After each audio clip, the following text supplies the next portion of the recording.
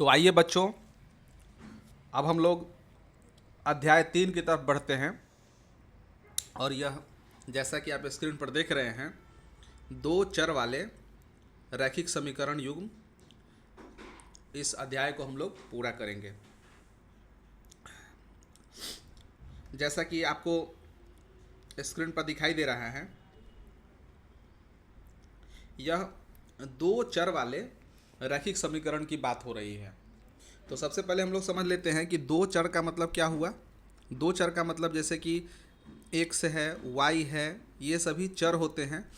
तो इसमें जो भी समीकरण होगा उसमें दो चर होंगे। ए बी हो सकता है, हाँ, दो चर हो सकते हैं। और दूसरी बात है कि रैखिक समीकरण है, अर्थात हम लोग जानते हैं कि रैखिक समीकरण का अर्थ क्या होता है कि वैसे समीकरण जिसके घात एक हो। तो घात एक वाले जो समीकरण उसे रैखिक समीकरण कहा जाता है और उसमें दो चर हो।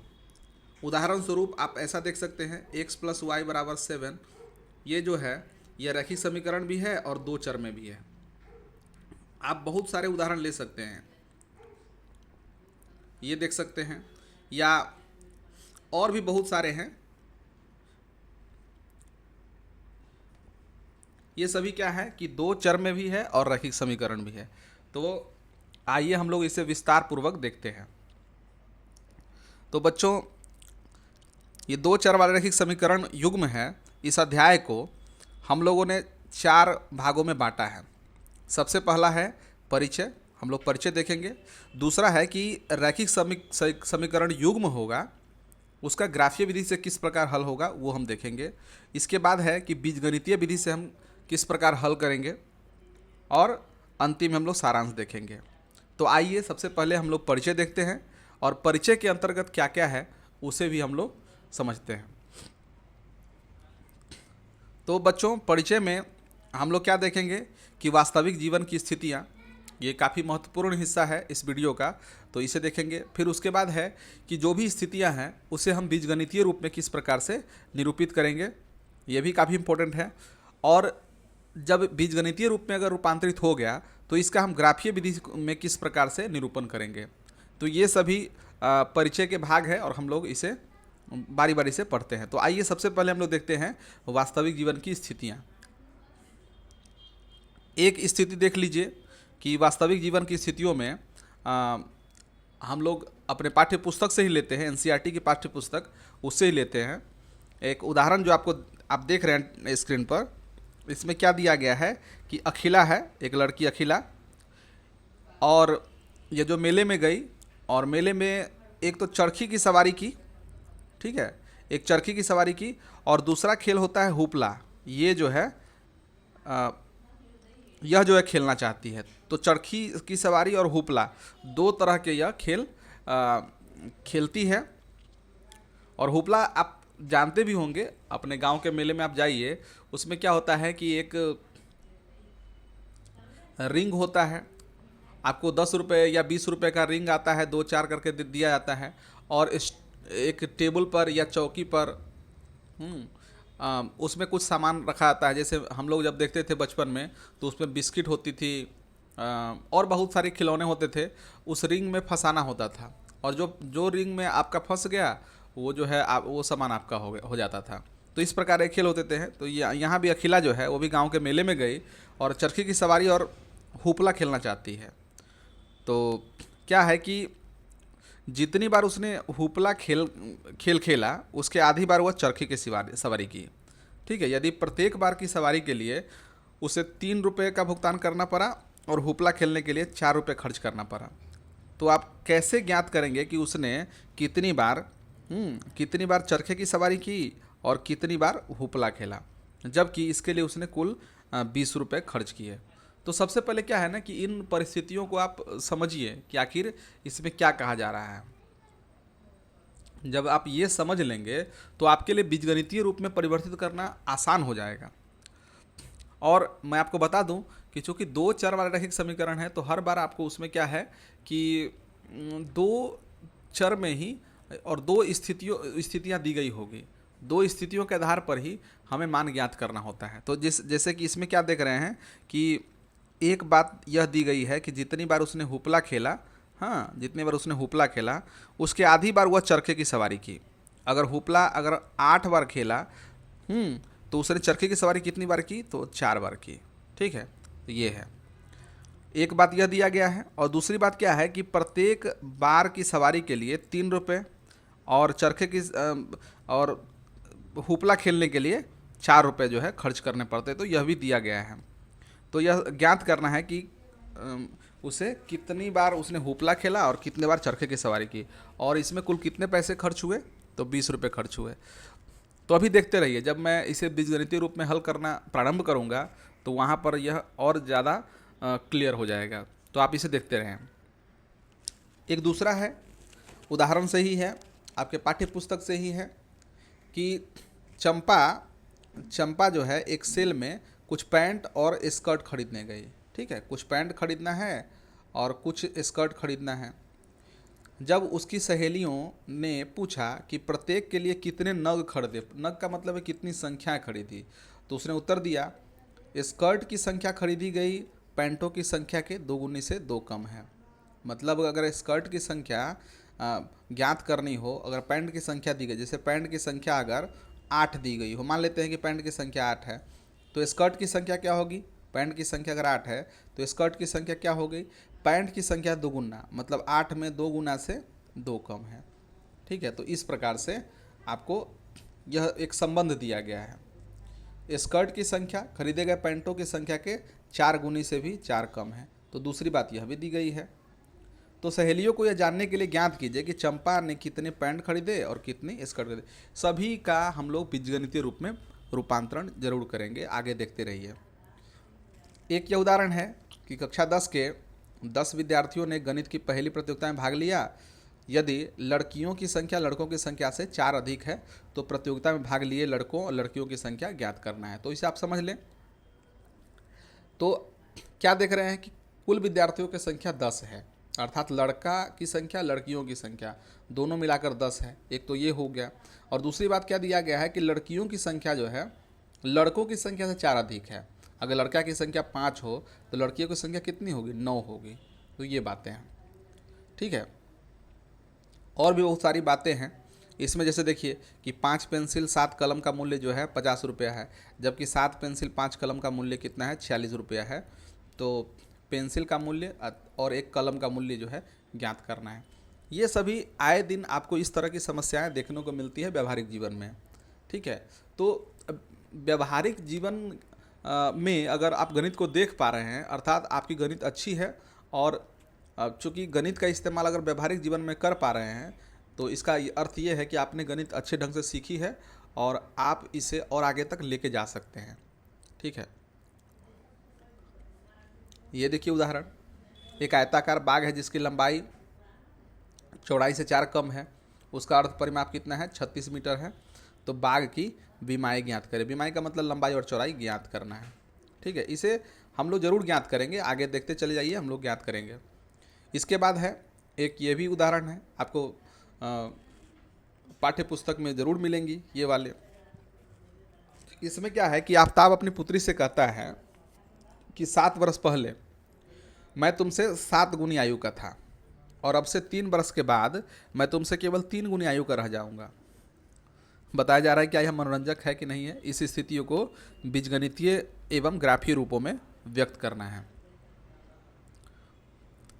आगे है, एक दुकान में 2 पेंसिल और 3 रबर का मूल्य 9 रुपया है और 4 पेंसिल और 6 रबर का मूल्य 18 रुपया है।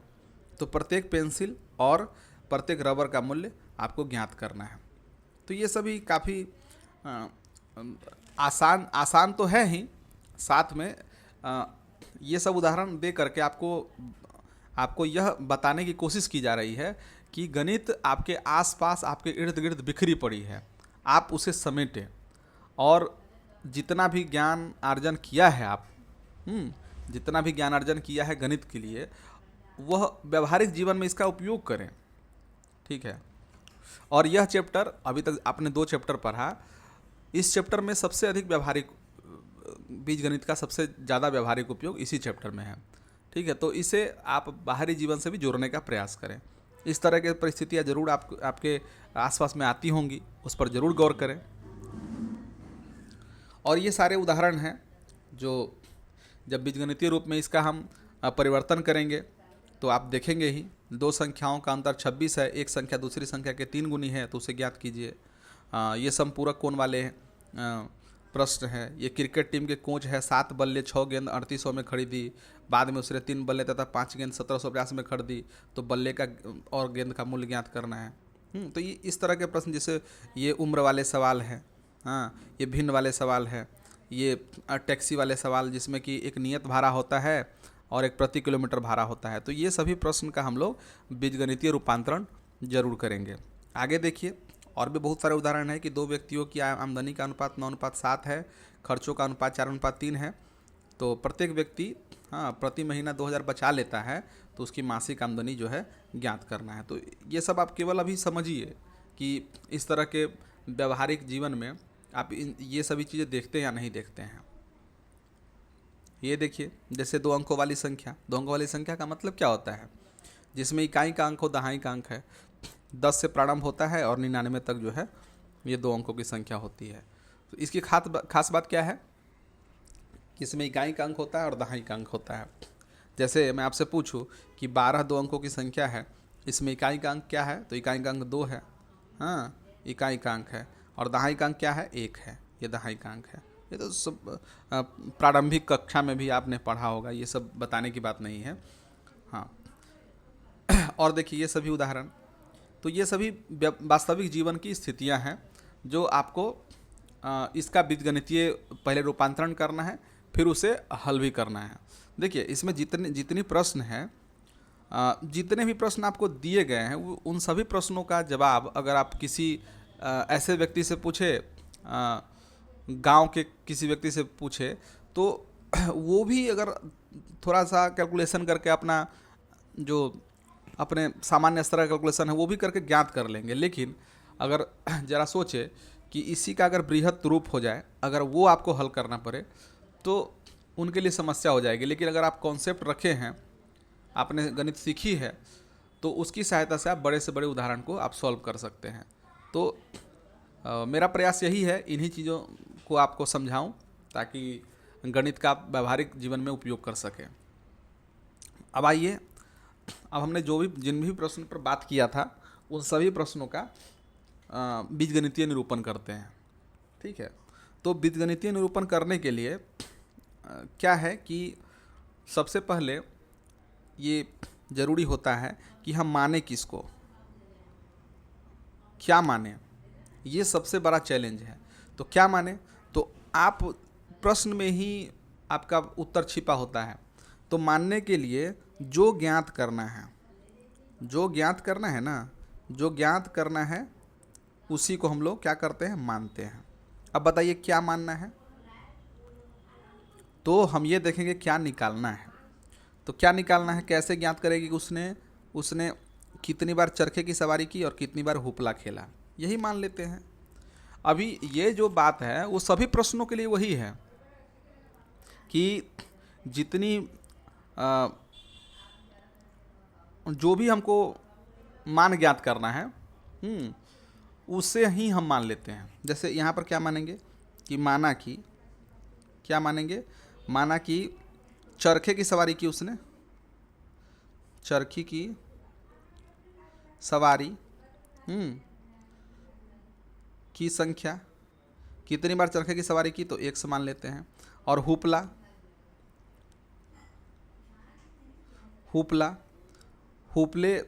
हुपले की संख्या, हुपला की संख्या क्या मान लेंगे, y मान लेंगे। अब जो है, अब मानने के बाद हम सोचेंगे कि इसमें 2 बातें जो है वो समीकरण के रूप में क्या बन सकती है। तो सबसे पहला तो एक ये है कि आप प्रश्न से ही देखें क्या दिया गया है, यही पहचानना पड़ता है। जितनी बार उसने हुपला खेला उसके आधी बार उसने चरखे की सवारी की। मतलब क्या है कि हुपला जितना बार खेला गया है, चरखे की सवारी क्या है, उसका आधा है, हुपला का आधा जो है चरखा है। तो अगर चरखे की सवारी को अगर हम x माने और हुपले की सवारी को y माना गया है, तो हुपले की आधी जो है वो चरखे की सवारी है। तो क्या यह लिखना सही नहीं होगा कि जितनी बार हुपला खेला गया जो कि y बार है, y का आधा जो है वही क्या है, चरखे की सवारी। तो इसे समीकरण 1 के रूप में हम निकाल सकते हैं। तो इसके लिए क्या करेंगे, तिरछा तिरछी गुना करें तो 2x बराबर क्या हो जाएगा, y हो जाएगा, और सबको एक तरफ लेके आ जाइए, 2x माइनस वाई बराबर 0। इसे आप समीकरण 1 मान लेंगे। ठीक है।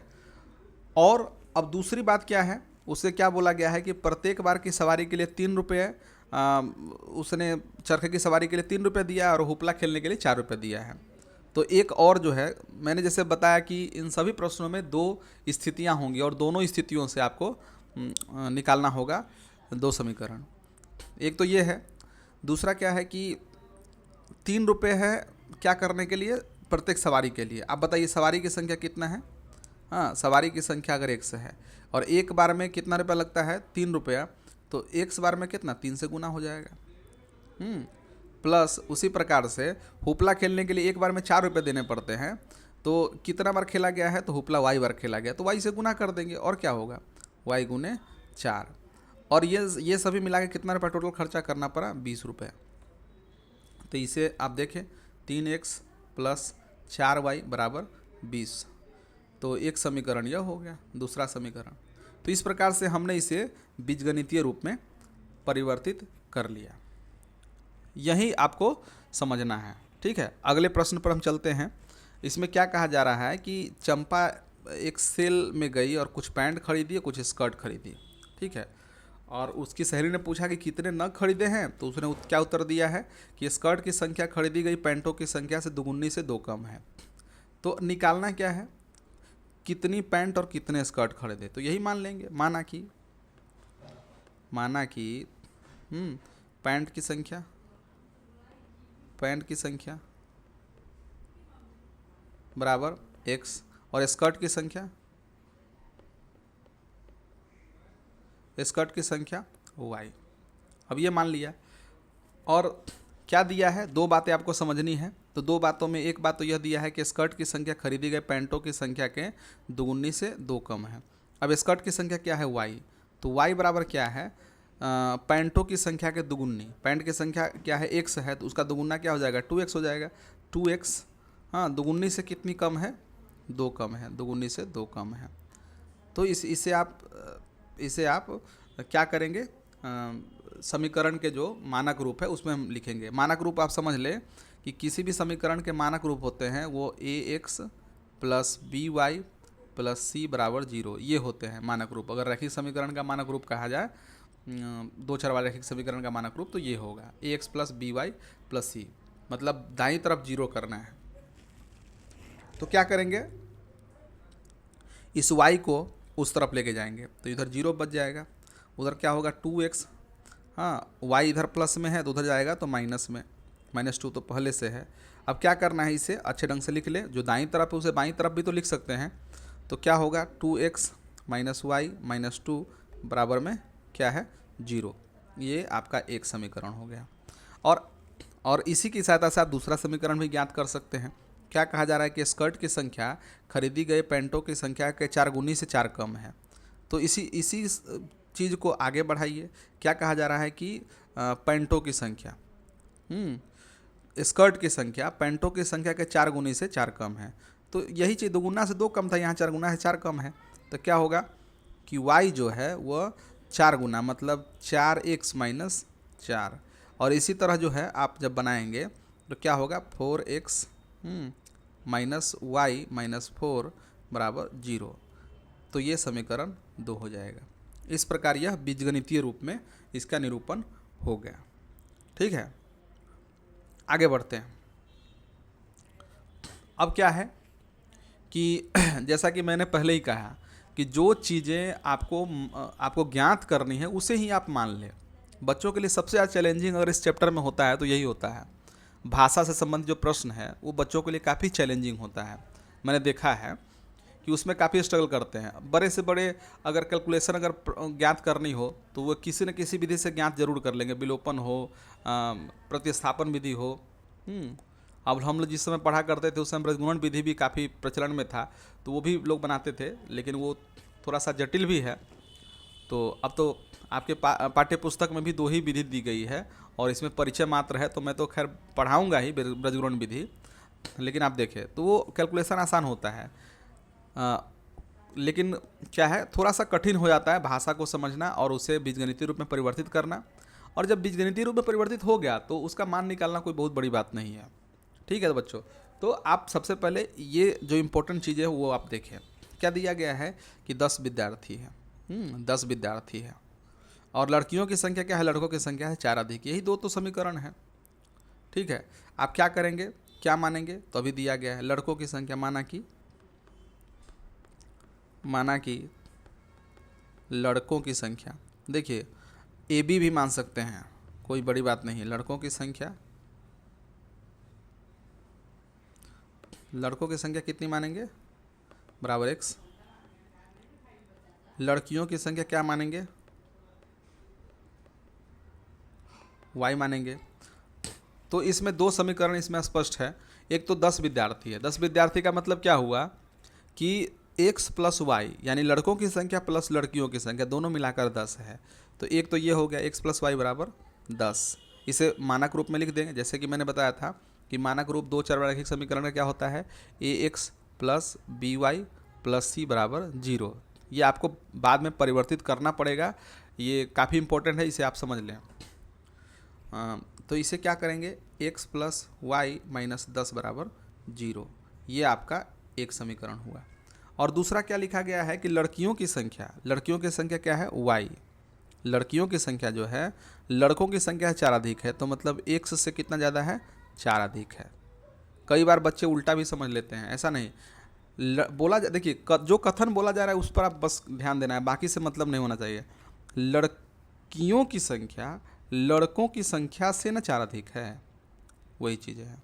तो इसे इस प्रकार लिख सकते हैं। और जब आप इसे मानक रूप में लिखेंगे तो क्या होगा, x उधर जाएगा तो माइनस में, और +4 बराबर क्या हो जाएगा, 0। ये समीकरण 2 होगा। ठीक है, तो देखिए इसका मान किस प्रकार से ज्ञात किया जाएगा वो तो हम लोग बाद में देखेंगे ही, लेकिन क्या है कि अभी हम लोग क्या करेंगे, अभी हम लोग देखेंगे कि इसे बीजगणितीय रूप में किस प्रकार से हम लाते हैं। ठीक है, चलिए आगे देखते हैं। और क्या कहा जा रहा है कि 5 पेंसिल और 7 कलमों का कीमत जो है वो कितना है, 50 रुपये है। ध्यान से पढ़े, जबकि 7 पेंसिल और 5 कलम का कीमत क्या है, वो 46 रुपये है। तो एक पेंसिल का मूल्य और एक कलम का मूल्य ज्ञात करना है। तो जैसा कि मैंने बताया कि एक्स वाई किसे मानेंगे या ए बी किसे मानेंगे, उसे मानेंगे जो ज्ञात करना है। अब वही है, तो आप मान ले कि एक पेंसिल का मूल्य क्या है, 100 रुपया है, मान लेते हैं, और एक कलम का मूल्य क्या है, वाई रुपया है। यहाँ पर लिख सकते हैं कि माना कि एक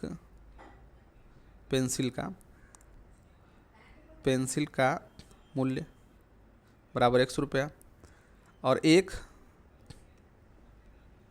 कलम का मूल्य कितना रुपया, बराबर वाई रुपया। तो ये समझ लीजिए। अब क्या कहा जा रहा है कि 5 पेंसिल, तो 2 समीकरण यहाँ स्पष्ट है। 5 पेंसिल, तो पहले एक पेंसिल का कीमत अगर 100 रुपया है तो 5 पेंसिल का क्या हो जाएगा, 5x हो जाएगा। क्या होता है, जैसे आप खुद सोचें, आप तो इतने होशियार हैं कि इतना छोटी बात समझ में आता है। अगर चॉकलेट है, उसकी कीमत अगर 5 रुपये है, 5 चॉकलेट लीजिएगा तो क्या होगा, 5 में 5 से गुना होता है। तो वही चीज़ है, एक पेंसिल की कीमत जो है 100 रुपया है, तो 5 पेंसिल की कीमत क्या हो जाएगा, 5x हो जाएगा। तो ये एक जो समीकरण लिखाएगा, क्या लिखाएगा कि 5x प्लस 7y, चूँकि एक कलम की कीमत y रुपया है, 7 कलम है तो 7y, ये दोनों मिलाने के बाद क्या हो जाएगा, 50 हो जाएगा। ठीक है, इसे और थोड़ा सा मानक रूप में लिखें तो 5x प्लस 7y माइनस 50 बराबर 0। ये समीकरण हुआ 1। और दूसरा तो आराम से अपने से लिख सकते हैं आप, क्या होगा, 7 पेंसिल है तो 7 पेंसिल, एक पेंसिल का मूल्य क्या है, 100 रुपया है, तो 7x प्लस 5y बराबर कितना है, 46। इसे मानक रूप में लिख दें, 7x प्लस 5y माइनस 46 बराबर 0। ये समीकरण 2 हो गया। ठीक है, तो इस तरह से हमने इसे बीजगणितीय रूप में परिवर्तित किया। आगे देखते हैं, क्या दिया गया है कि एक आयताकार बाग है। ठीक है, आयताकार बाग है, तो आयताकार बाग में क्या दिया गया है कि एक लंबाई और चौड़ाई में एक दिया है एक तुलना, ठीक है। तो मान लीजिए, देखिए क्या निकालना है वही मानते हैं, तो बीमा निकालना, बीमा का मतलब होता है लंबाई चौड़ाई। अगर आयत के संदर्भ में कहा जाए तो वर्ग के संदर्भ में भुजा हो जाएगी, त्रिभुज के संदर्भ में उसकी भुजा हो जाएगी। तो ये बड़ी बात नहीं। बीमा मतलब डायमेंशन, डायमेंशन अगर आयत है तो आयत का डायमेंशन में लंबाई चौड़ाई आते हैं, ठीक है। तो मान लीजिए, माना कि क्या मानेंगे, माना कि लंबाई बराबर इसे एल ही मान लीजिए, ठीक है। और चौड़ाई बराबर क्या मानते हैं, बी मान लीजिए, ठीक है। एल एंड बी मान लीजिए। अब क्या कहा जा रहा है, अब इसे आप समझे, अगर लंबाई अगर एल है, चौड़ाई अगर बी है, तो इसमें दो बातें दी गई है। सबसे पहला क्या दिया गया है कि लंबाई चौड़ाई से 4 अधिक है। कौन किससे 4 अधिक है, लंबाई जो है माने एल जो है, एल वो बी से कितना अधिक है, 4 अधिक है। एक समीकरण तो यहीं पर आ गया। तो क्या लिखेंगे, एल इधर दोनों को लाएंगे तो माइनस बी, प्लस में 4 है तो -4 बराबर में 0। एक ये समीकरण हो गया प्रश्न से। और दूसरी बात क्या है कि इसका अर्ध परिमाप 36 दिया है। सबसे पहले हम तो ये समझे कि अर्ध परिमाप का अर्थ क्या होता है। देखिए अर्ध परिमाप का मतलब ये होता है, देखिए पहले परिमाप का मतलब समझे। परिमाप का मतलब हुआ कि अगर एक राउंड अगर कोई यहाँ पर मारा जा रहा है, इस तरह से एक राउंड मार लिया, तो इसे एक परिमिति कहा जाता है, ठीक है। लेकिन उसका आधा अगर कहें, जैसे कि यहाँ से लेके यहाँ, तो आधा हुआ, ठीक है। तो ये यहाँ से लेके यहाँ तक की जो लंबाई है वो अर्ध परिमिति, मतलब ये बी और ये एल। तो क्या हुआ, एल प्लस बी। अर्ध परिमाप का मतलब यही हुआ, क्योंकि देखिए आयत में 2 लंबाई और 2 चौड़ाई होती है, तो एक लंबाई और एक चौड़ाई जो होगी उसका योगफल वो अर्ध परिमिति होगी। तो क्या हो जाएगा, यहाँ पर होगा एल प्लस बी बराबर क्या हो जाएगा, 36। इसे मानक रूप में बदल दें, एल प्लस बी, और उधर 36 प्लस में है तो इधर आएगा तो माइनस में 36। ये समीकरण 2 हो गया। तो इस प्रकार से बराबर में 0। तो इस प्रकार से हम इसे बीजगणितीय रूप में हल कर पाए। आगे देखें, इसमें क्या कहा जा रहा है कि आफताब अपनी पुत्री से कहता है 7 वर्ष पहले मैं तुमसे 7 गुनी आयु का था, और अब से 3 वर्ष के बाद मैं तुमसे केवल 3 गुनी आयु का रह जाऊंगा, ठीक है। इसे बीजगणितीय रूप में परिवर्तित करना है। तो क्या करते हैं, सबसे पहले मान लीजिए, क्या मानेंगे, वही चीज़ मैंने आपको बताया है कि देखिए जो हमें ज्ञात करना है वही हम मान लेंगे। तो मान लीजिए इसमें तो क्या होगा, अधिक से अधिक यही कहेगा ना कि उसकी उम्र ज्ञात कीजिए। तो माना कि आफताब की उम्र कितनी है, तो आफताब की उम्र मान लेते हैं x वर्ष है, ठीक है। और उसकी पुत्री की उम्र क्या होगी, तो y वर्ष मान लेते हैं, ठीक है। आफताब की उम्र और पुत्री की उम्र हमने ज्ञात कर लिया। अब क्या है कि देखिए इसमें दो बातें हैं, एक 7 वर्ष पहले और एक 3 वर्ष बाद। 7 वर्ष पहले की बात मैं कर लूँ। 7 वर्ष पहले क्या है, तो आप ज़रा सोचें कि 7 वर्ष पूर्व, अब बताइए 7 वर्ष पूर्व आफताब की आयु क्या हो जाएगी, आफताब जो होंगे आफताब वो कितने वर्ष के होंगे, तो जितना है उसमें से 7 घटा देते हैं, मतलब x माइनस 7, यही होगा ना, इतना वर्ष। और उनकी जो पुत्री होंगी वो पुत्री की उम्र क्या होगी, वो क्या होंगी y माइनस 7, ठीक है। इतना ही होगा ना, ये चीज़ें हैं। 7 वर्ष पहले की बात की जा रही है। तो क्या कहा जा रहा है कि 7 वर्ष पहले मैं तुमसे 7 गुनी आयु का था। तो आफताब बोल रहे हैं अपने पुत्री को कि मैं तुमसे 7 गुनी आयु का था। क्या होगा कि आफताब मतलब x माइनस 7 जो है अपनी पुत्री, उनकी पुत्री क्या है y माइनस 7, इनसे कै गुनी आयु का था, 7 गुनी, 7 से गुना कर देंगे, ठीक है। तो ये बातें हैं, ये आफताब हैं और इनकी पुत्री है, ये पुत्री से 7 गुना है, ठीक है। तो वो चीज़ है। आप इसे हल कर लें, x माइनस 7, इसे इस तरह से 7 में y से गुना करेंगे, 7y माइनस 49, ठीक है। अब सबको एक तरफ लेके आ जाइए, x माइनस 7y, हाँ, और इसको आप हल कीजिएगा तो प्लस में 42 बराबर में क्या हो जाएगा 0। इसे समीकरण 1 मान लें, ठीक है। और फिर इसी तरह आप यह भी निकाल सकते हैं कि अब से 3 बरस के बाद, आप ज़रा सोचें कि 3 बरस के बाद, 3 वर्ष बाद क्या होगा। 3 वर्ष बाद आफ्ताब की आयु क्या होगी, आफ्ताब कितने बरस के होंगे 3 वर्ष बाद ना। अभी x है वर्तमान, देखिए जो उम्र माना गया है ना, ये वर्तमान उम्र के हिसाब से वर्तमान, ठीक है। वर्तमान उम्र जो है, वर्तमान उम्र x और y है। तो आफ्ताब की उम्र क्या होगी, आफ्ताब की उम्र हो जाएगी x + 3। 3 वर्ष बाद की बात है, इतना वर्ष के हो जाएंगे आफ्ताब। और उनकी जो पुत्री होंगी वो कितने वर्ष की हो जाएंगी, तो y + 7, उस माफ़ कीजिए 3 वर्ष बाद ही है, ठीक है। तो इस तरह से, तो इसका अब क्या बोला जा रहा है कि मैं तुमसे केवल 3 गुनी आयु का रह जाऊंगा। मतलब आफ्ताब जो हैं x + 3, हाँ, वो अपने पुत्री से माने y + 3 से कितने गुने, पहले 7 गुनी थे, तो अब कितने गुने, मात्र 3 गुने रह जाएंगे। इसे आप हल कर ले, x + 3 बराबर 3y + 3 तिहाई 9। सबको इधर लेके आ जाइए, x -3y, और इधर आएगा -9 हो जाएगा, तो -6 बराबर में 0। इसे समीकरण 2 मान लीजिए। तो इस प्रकार से क्या हुआ ना कि आपको यह बीजगणितीय रूप में प्राप्त हो गया। एक समीकरण यह है x - 7y + 42, और दूसरा समीकरण क्या प्राप्त हुआ, x - 3y - 6। तो इस तरह से हमने क्या किया कि बीजगणितीय रूप से इसका रूपांतरण किया, ठीक है। आगे बढ़िए। तो ये बहुत ही आसान है, आप खुद भी बना सकते हैं। प्रत्येक पेंसिल और प्रत्येक रबर का मूल्य आप जो है मान लीजिए कि इसका x है, इसका y है, ठीक है। अब जरा निकालिए क्या होगा, प्रश्न अनुसार क्या होगा, लिख देंगे प्रश्न से क्या होगा कि 2x + 3y = 9, एक समीकरण हो गया। इसे मानक रूप में भी लिख देंगे तो ज़्यादा अच्छा रहेगा, 2x + 3y - 9 = 0। इसे समीकरण 1 मान ले, ठीक है। और इसी प्रकार से दूसरा जो है क्या दिया गया है कि 4x + 6y - 18 = 0। ये दूसरा समीकरण हो गया। तो इस प्रकार से जब आप एक बार समझ जाते हैं तो चीज़ें आसान हो जाती है, और ये ऐसे ही है। अब देखिए, इसमें 6 उदाहरण दिया गया है और इसे बीजगणितीय रूप में निरूपित करना है, ठीक है। तो हम लोग बारी बारी से इसमें आज अभी जो सबसे पहला है हम देखते हैं कि ये संख्या वाले जो प्रश्न है उसे हम लोग देखते हैं। एक सेकेंड। तो क्या है कि दो संख्याओं का अंतर 26 है, एक संख्या दूसरी संख्या 3 गुनी है, उसे ज्ञात कीजिए। देखिए केवल संख्याओं की बात हो रही है, तो मान ही लीजिए, माना कि क्या मानना है, माना कि संख्याएं,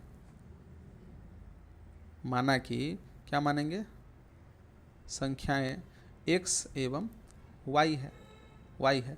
तो प्रश्न अनुसार क्या है, दोनों संख्याओं का अंतर 26 है, ठीक है। तो x - y = 26, ठीक है। तो एक तो ये समीकरण हो गया, इसे मानक रूप में लिख दे, x - y और -26 = 0। इसे समीकरण 1। और यहाँ ध्यान देने की बात है, जब यहाँ पर लिखा है कि x और y दो संख्याएं हैं, तो हमने जो पहला समीकरण लिखा इससे यह भी स्पष्ट हो गया कि बड़ी संख्या x है, ठीक है। अब x - y = 26 लिखे हैं, इसका मतलब है कि बड़ी संख्या x है, छोटी संख्या y है, ठीक है। अगर y - x = 26 लिखा आता तो यह उसका उल्टा। ऐसा क्यों कि आप देखिए कि अगर बड़ी संख्या में से छोटी संख्या घटाते हैं तभी तो प्लस में मान आता है, 26 प्लस में है, तो इसीलिए क्या होगा कि ऐसा होगा, ठीक है। तो ये चीज़ें हम लोग को समझना है। और क्या लिखा है कि एक संख्या दूसरी संख्या के 3 गुनी है, ठीक है। अब दूसरी बात है इसी में आपको अप्लाई करना है, एक संख्या दूसरी संख्या के 3 गुनी है। तो बताइए कौन किसकी 3 गुनी होगी, जो बड़ी संख्या होगी वो उसी का वही तो छोटी संख्या के 3 गुनी होगी ना। अभी क्या है कि बड़ी संख्या को हमने क्या माना है, x माना। तो यहाँ भी चाहे तो आप लिख सकते हैं कि माना कि बड़ी संख्या x और छोटी संख्या y, ऐसा भी लिख सकते हैं जो हमने संख्याएं लिखी है।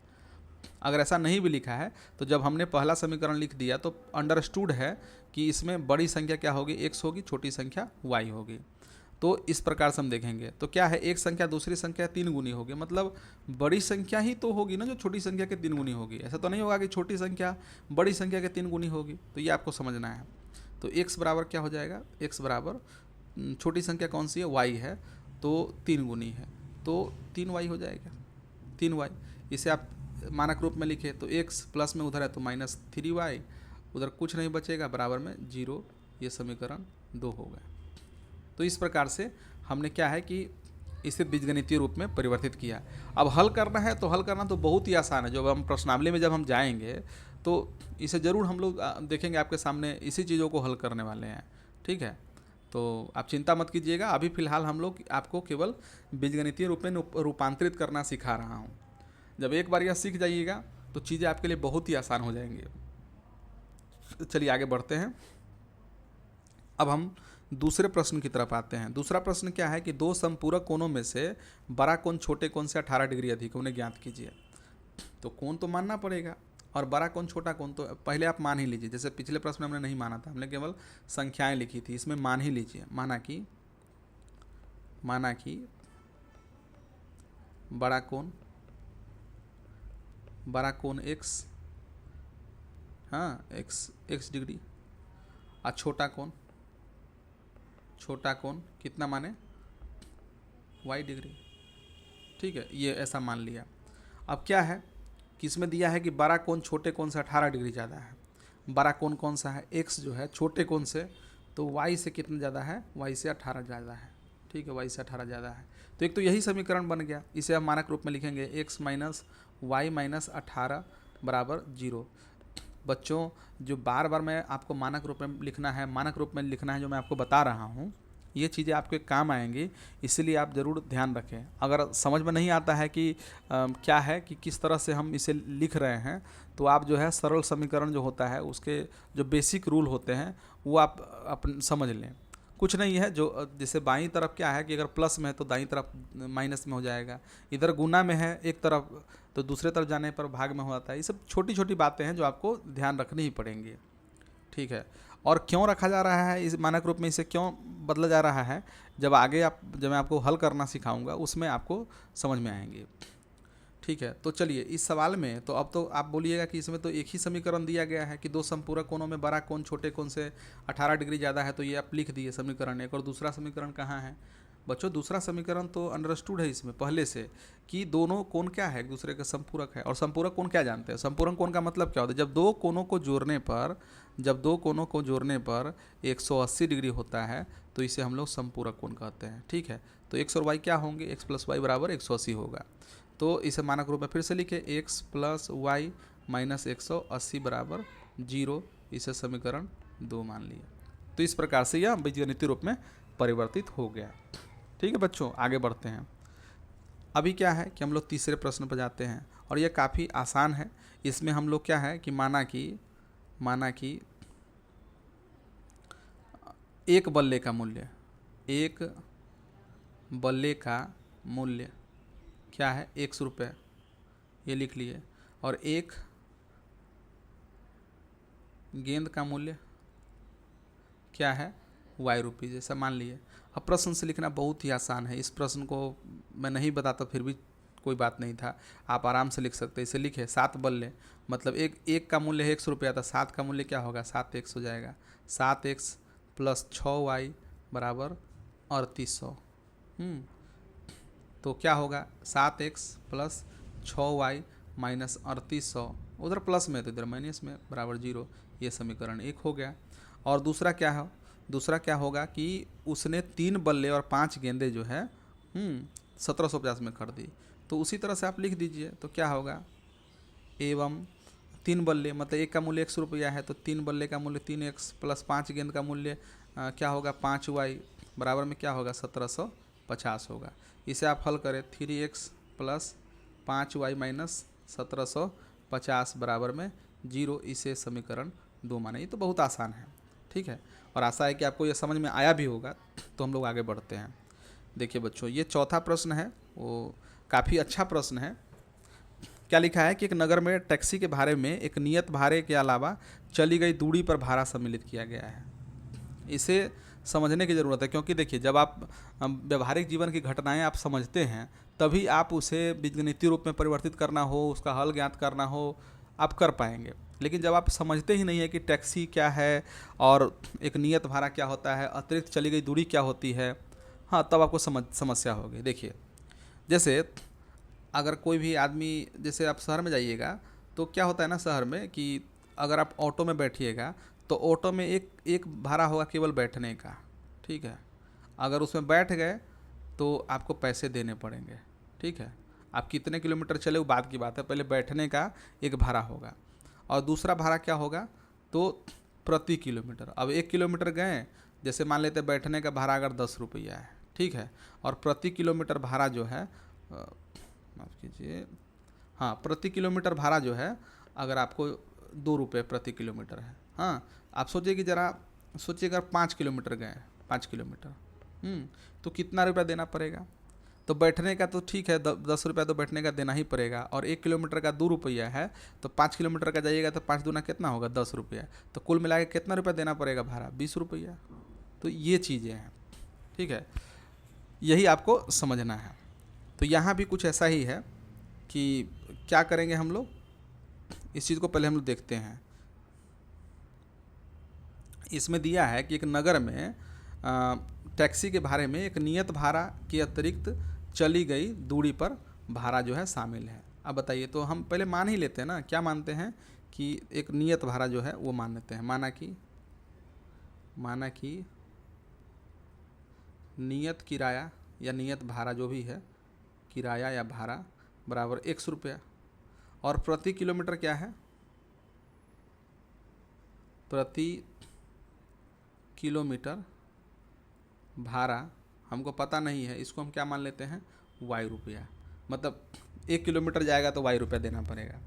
तो अब क्या है 10 किलोमीटर दूरी के लिए कितना भाड़ा देना पड़ा 105 रुपया, ठीक है।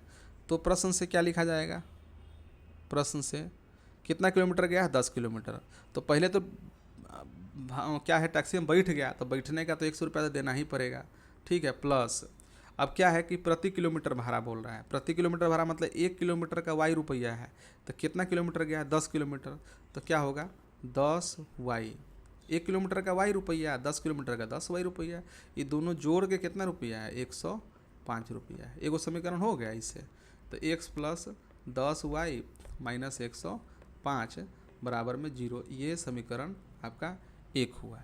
और दूसरा समीकरण आराम से लिखा जाएगा, ठीक है। अब देखिए बच्चों, यहाँ क्या है नियत भाड़ा और प्रति किलोमीटर भाड़ा ज्ञात करना है, इसीलिए तो हमने दोनों को 100 वाई मान लिया, ठीक है। और मैं शुरू से ही कर रहा हूँ, अगर आपको तकलीफ हो बस यही सोचना है कि आपको ज्ञात क्या करना है, जो ज्ञात करना है वही आप मान लीजिए 100 वाई के रूप में। और अगला आप बता ही पाइए क्या है कि 15 किलोमीटर के लिए 155 रुपया है, तो क्या होगा दूसरा समीकरण लिखने के लिए नियत भाड़ा तो देना ही पड़ेगा, प्लस 15 किलोमीटर का है कि मतलब 1 किलोमीटर का वाई रुपया है तो 15 किलोमीटर का 15 वाई, या दोनों मिलाए कितना है 155, ठीक है।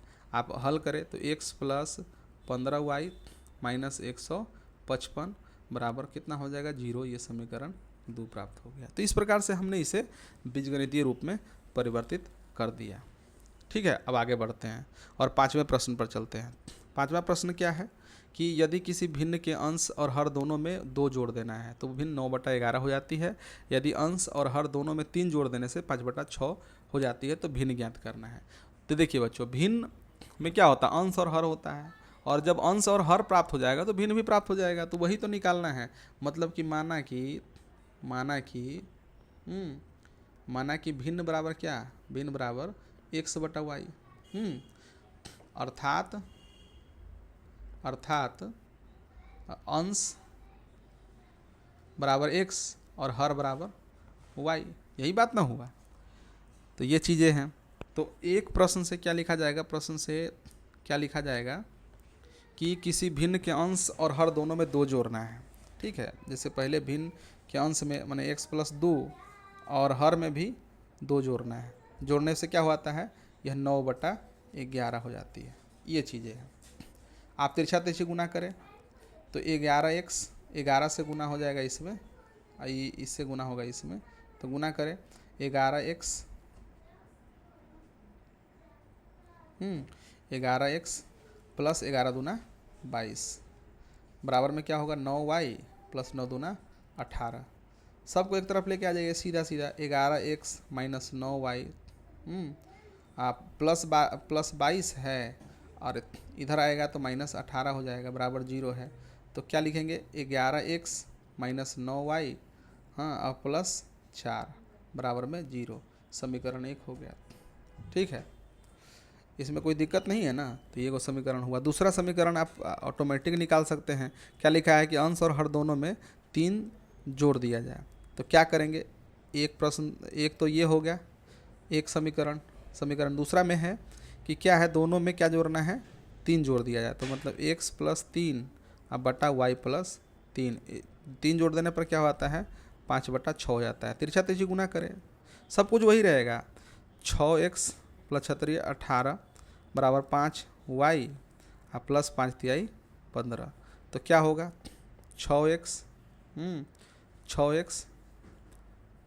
माइनस 5y प्लस 3 बराबर 0। ये दूसरा समीकरण हो गया। तो इस प्रकार से हमने इसे बीजगणितीय रूप में परिवर्तित कर लिया। ठीक है, आगे बढ़ते हैं। तो छठा प्रश्न क्या है कि जैसा कि मैंने आफ्ताब वाले प्रश्न में किया था वैसे ही करेंगे। तो दोबारा हमको नहीं लगता समझाने की आवश्यकता है आपको। तो मान लीजिए, माना कि कौन है, जैकब। तो जैकब जो है वो कितने वर्ष के हैं, जैकब की वर्तमान आयु, वर्तमान मानना पड़ेगा, वर्तमान लिखना पड़ेगा। वर्तमान आयु बराबर x, और एक कौन है, उसका बेटा है ना। तो पुत्र की, पुत्र मतलब किसका पुत्र, जैकब का पुत्र, जैकब के तोड़ी के पुत्र की वर्तमान आयु बराबर कितना, y वर्ष। ठीक है, इतना हो गया। अब क्या है, देखिए इसमें पहले ही निकाह लिख लेंगे हम लोग कि 5 वर्ष बाद जो है कितना, सोचिए कि 5 वर्ष बाद, 5 वर्ष बाद, अब जरा सोचिए 5 वर्ष बाद जो है जैकब के आयु कितना हो जाएगा। तो जैकब हो जाएगा, जैकब की उम्र हो जाएगा कितना साल, 5 वर्ष बाद ना है, तो 5 को जोड़ देंगे, जैकब हो जाएगा x प्लस 5 साल का। और उसका पुत्र कितना साल का हो जाएगा, पुत्र जो है y साल का है, तो y प्लस 5 हो जाएगा, 5 साल के बाद है ना है। और देखिए 5 वर्ष पहले बोल रहा है, 5 वर्ष पहले, 5 वर्ष पूर्व या पहले जो भी है, जैकब कितना साल का हो जाएगा, था, जैकब कितना वर्ष का था, तो x माइनस 5, और उसका बेटा जो है कै वर्ष का था, y साल का अभी है, तो 5 को घटा देंगे, हाँ, y माइनस 5, ये हो गया। अब जो है समीकरण लिखना बहुत ही आसान है। तो पहले इसके आधार पर लिखते हैं, 5 वर्ष पहले के आधार पर लिखते हैं। तो क्या है, क्या लिखा गया है कि 5 वर्ष बाद जैकब की आयु उसके पुत्र की आयु के 3 गुनी हो जाएगी। मतलब जैकब का जो आयु है माने x प्लस 5 जो है वो y प्लस 5 के 3 गुना है। ठीक है, तो इससे वो समीकरण निकल जाएगा। क्या लिखेंगे, आप इसे लिखे x प्लस 5 तो ये है 3y प्लस 5 तिहाई 15। इसे सबको एक तरफ लेके आ जाइए, x माइनस 3y, और इस 15 इधर प्लस में धरा जाएगा माइनस में, तो माइनस 10 हो जाएगा, बराबर में 0। ये समीकरण 1 हो गया। और इसी प्रकार से दूसरा में जाइएगा तो क्या बोला जा रहा है कि 5 वर्ष पहले 7 गुनी थी ना। तो जो है x माइनस 5 जो है, x माइनस 5 माने जैकब अपने बेटवा से कै गुनी का था, 7 गुनी आयु का था, तो 7 से गुना था। तो क्या करेंगे, x माइनस 5 बराबर 7y माइनस 35।